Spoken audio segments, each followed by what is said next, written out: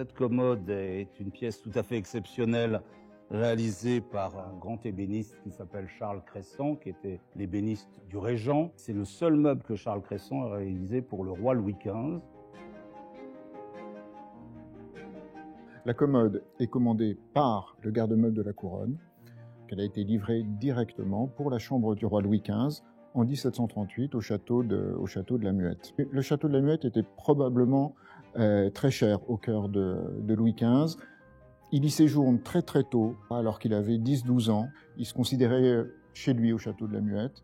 Je crois que c'est au château de la Muette qu'il apprend à monter à cheval. Vous voyez, c'est très important. Louis XV était un grand chasseur. Le château de la Muette abritait probablement ses amours avec ses différentes maîtresses, notamment les sœurs Mailly, justement dans ces années-là, vers 1738. Donc il y séjourne pour l'année 38, je crois que c'est 21 fois, ce qui est assez considérable.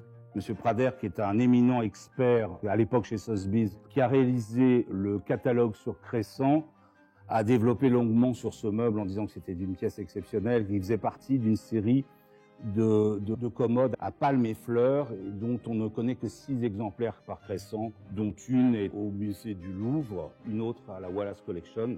Monsieur Pradère est d'un très grand secours pour documenter ce meuble.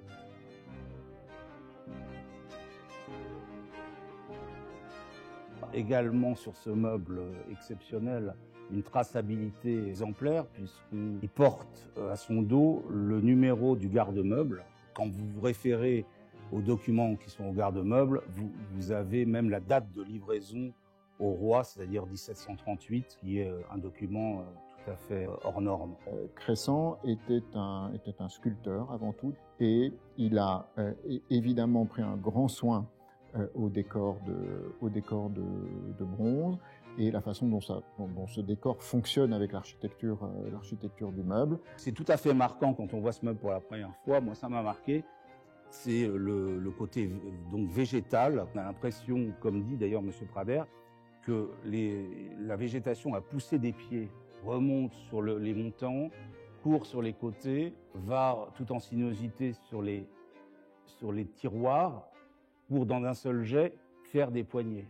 Tout de suite, évidemment, en entrant dans la pièce, c'était le meuble qui sortait de l'ordinaire. Et cette commode ressortait d'une façon flamboyante, de par ce décor végétal que je n'avais jamais vu de toute ma carrière. La particularité de Cresson, c'est que le meuble dans son ensemble est conçu par une seule et même personne. Voilà. C'est le dessin de Charles Cresson, et c'est ce dessin, cette conception a priori qui est exécutée dans ses ateliers avec une harmonie parfaite, puisqu'il contrôle finalement le processus de création d'un bout à l'autre. Voilà.